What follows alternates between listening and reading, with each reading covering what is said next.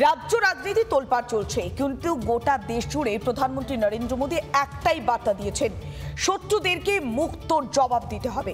ঠিক তেমনই অপারেশন সিঁদুর এক সংকল্প, সেই সংকল্প এখনো পর্যন্ত জারি রয়েছে। নৌসেনাদের পক্ষ থেকে সেই সংকল্প গ্রহণ করা হয়েছে। শত্রুপক্ষকে একেবারে কড়া বার্তা, চোখে চোখ রেখে হুঙ্কার দিচ্ছেন নৌসেনার ভাইস অ্যাডমিরাল।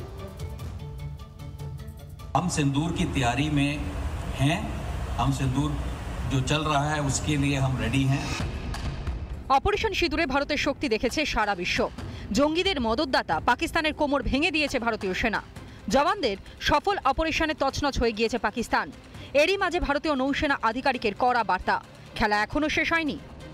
हम सिंदूर की तैयारी में हैं, हम सिंदूर जो चल रहा है उसके लिए हम रेडी हैं, डिप्लॉयड हैं, और जहां तक कि बाकी जो हमने अपने प्लान्स किए हैं हम उनके साथ भी चलते रहेंगे।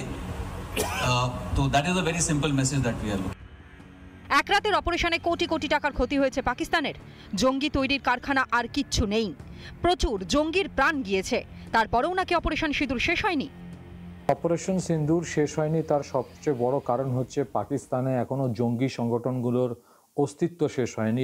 এই নন স্টেট অ্যাক্টরদের দিয়ে পরবর্তীকালে আরেকটা যে টেরর অ্যাটাক পাকিস্তান প্ল্যান করছে না তার কোনো গ্যারেন্টি নেই। আমাদের দেশের ওপর যে শঙ্কাটা আছে, যে থ্রেটটা আছে টেররিজম থেকে, ক্রস বর্ডার টেররিজম থেকে, সেই থ্রেটটা কোনোভাবেই কমেছে। নৌবাহিনী তার ক্ষমতা দেখিয়ে দিয়েছে 1971 সালে। আমি বলবো পাকিস্তানকে একবার মনে করা উচিত যে 1971 সালে আমরা কী করেছি। আমি নিজে ছিলাম সেই যুদ্ধে। আমি আমার হাত দিয়ে তাদের সবচেয়ে বড় সাবমেরিন যেটা পিএনএস গাজী সেটা ধ্বংস করেছিলাম। সেটাকে একবার চিন্তা করুক, একবার চিন্তা করে দেখুক যে আমরা কী করতে পারি। ভারতবর্ষ এখন অনেক অনেক অনেক গুণ এগিয়ে গিয়েছে এবং আমাদের সাথে আমাদের দিকে তাকালে পারে আমরা চোখ গেলে দিতে পারি। মহাভারতের যুদ্ধের বর্ণনা করেছিলেন সঞ্জয়। আধুনিক ভারতে শত্রুপক্ষকে যুদ্ধের হুঁশিয়ারি দিল সঞ্জয়। রিপাবলিক বাংলা। নানা ধরনের কন্টেন্ট দেখার জন্য লাইক করুন, শেয়ার করুন আমাদের ফেসবুক পেজ, সাবস্ক্রাইব করুন আমাদের ইউটিউব চ্যানেল। পাশাপাশি অন্যান্য ব্রেকিং নিউজের জন্য অবশ্যই চোখ রাখুন রিপাবলিক বাংলায়।